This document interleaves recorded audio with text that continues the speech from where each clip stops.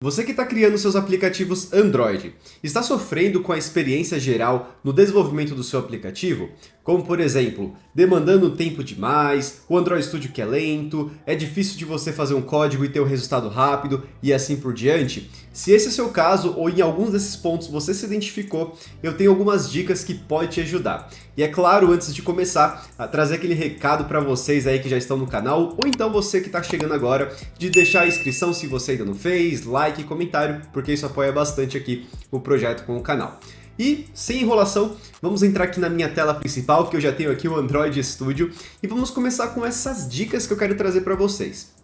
A primeira das dicas eu acho que é uma bem fundamental e uma que faz muita diferença, é que no momento que a gente executa um aplicativo, até executei esse aplicativo aqui, que inclusive eu fiz esse aplicativo em um vídeo que eu ensino um componente novo do Jetpack Compose, que é o Flow Layout. Eu recomendo que você dê uma olhada se você estiver aprendendo Compose, porque vai ser uma técnica, é uma ferramenta muito interessante para você construir aqui o seu aplicativo.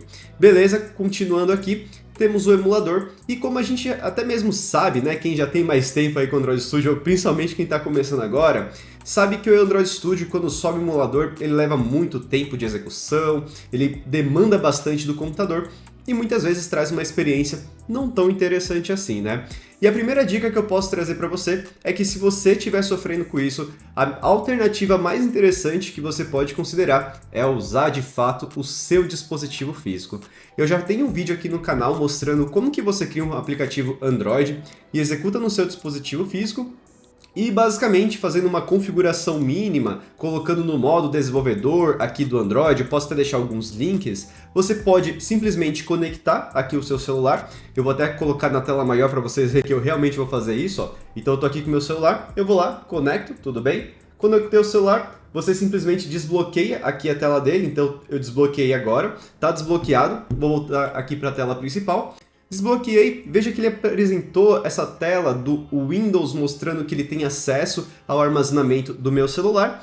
E quando eu faço isso, fechando aqui, né, aquela página, porque não é necessário, veja que nos dispositivos eu terei acesso ao meu dispositivo, que é esse Samsung SM S911B, que é um Galaxy S23, tudo bem? E a partir desse momento que eu tenho acessível aqui nessa abinha de dispositivos, eu simplesmente posso executar.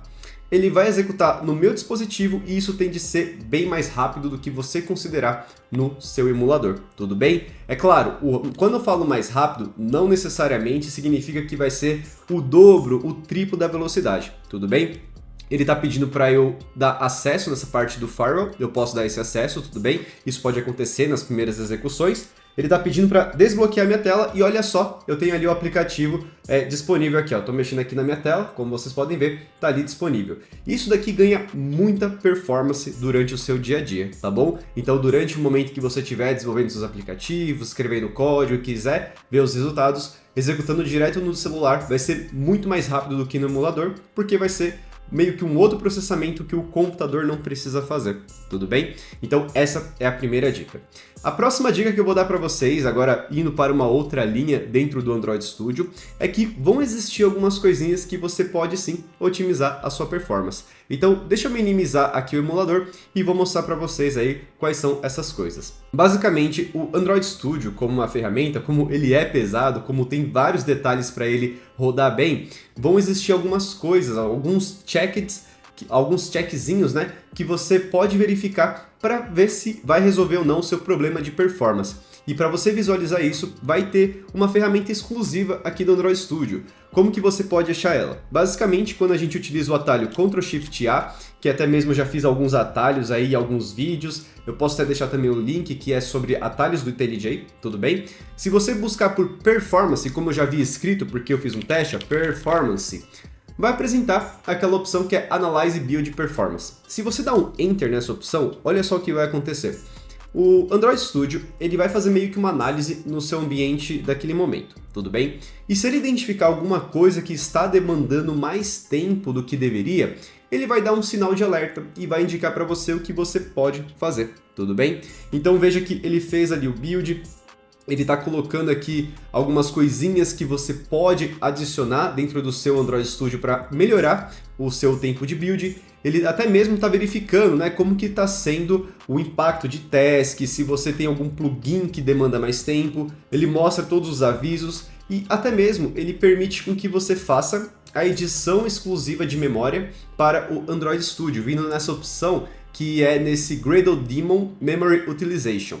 Se você clica nessa opção, ele vai abrir uma nova tela que ele vai permitir com que a gente modifique a quantidade de memória que tanto o Android Studio como também o Gradle pode usar, que é a memória RIP, que envolve o Java, tudo bem? Então se você tem esse conhecimento, você sabe do que se trata, mas basicamente vai ser a memória que a nossa aplicação, de uma maneira geral, vai conseguir usar sem estar disputando com outras partes de memória aí do nosso computador, tudo bem? Ou então tendo a necessidade de fazer ali o nosso swap e assim por diante.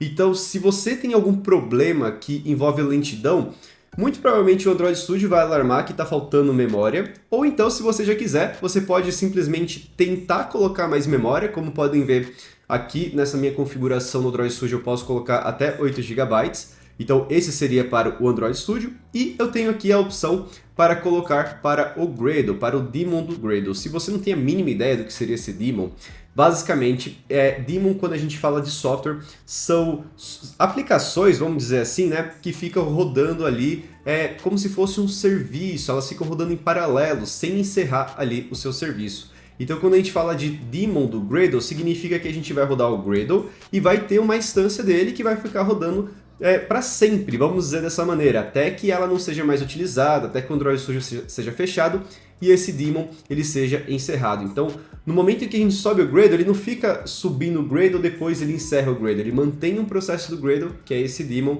e aí dessa maneira ele não precisa contabilizar esse tempo de startup do Gradle para poder fazer as execuções de task, tudo bem? Então por isso que o daemon ele é necessário, ele é importante para poder ajudar aí nessa parte da performance.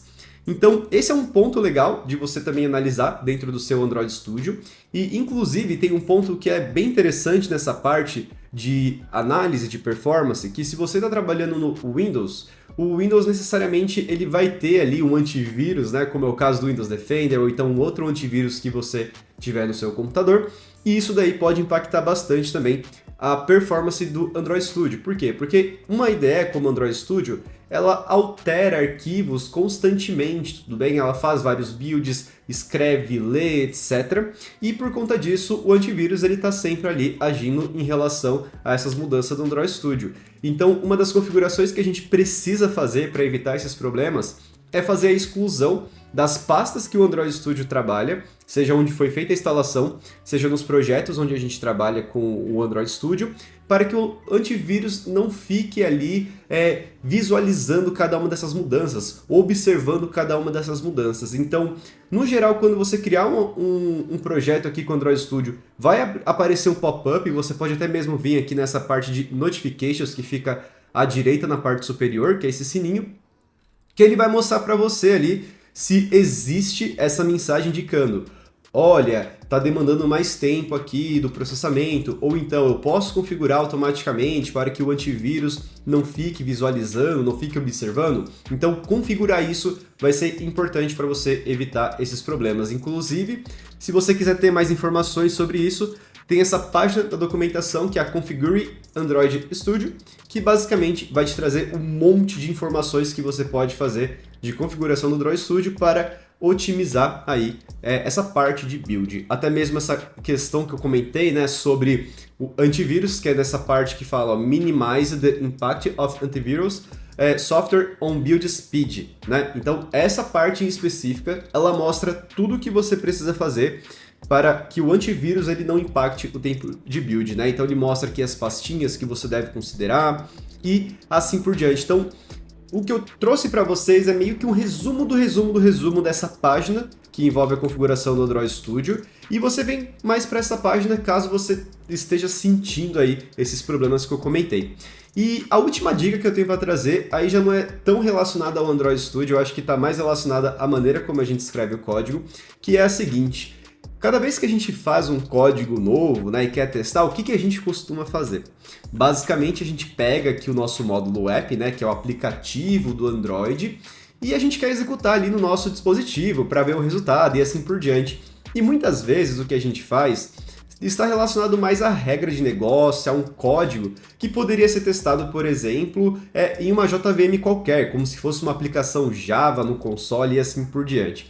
Onde que eu quero chegar com isso? O ponto que eu quero trazer é o seguinte: se o seu teste ele não está relacionado à interface de usuário e sim a uma regra de negócio, a minha sugestão é que você faça o seguinte: crie testes de unidade para fazer esses testes. Então, basicamente, você pode entrar aqui na sua pastinha do Android Studio, vir no módulo app, vir aqui no Kotlin mais Java, que é onde está o nosso código fonte, e então você vai ter ali a nossa parte de teste, que é só esse teste entre parênteses, tudo bem? E ele mostra até mesmo um exemplo de teste de unidade que você pode executar, tudo bem? Então dentro dessa pastinha você pode pegar os códigos que você cria lá na sua aplicação e fazer o teste para ver se funciona. Então, por exemplo, né, o exemplo simples, mas dá para considerar. Eu quero testar se eu criei uma função de soma e ver se ela realmente está funcionando, né?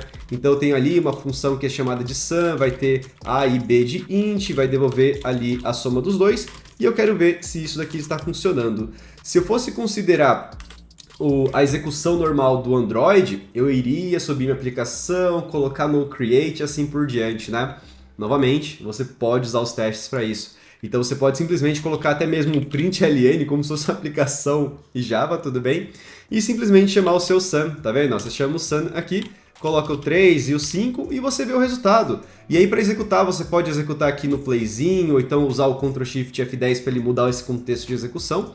E olha só o que vai acontecer. Ele colocou agora para executar esse example unit test, que já está pronto para a gente. Aí ele está usando ali aquela mesma função que foi criada, que é esse addition is correct.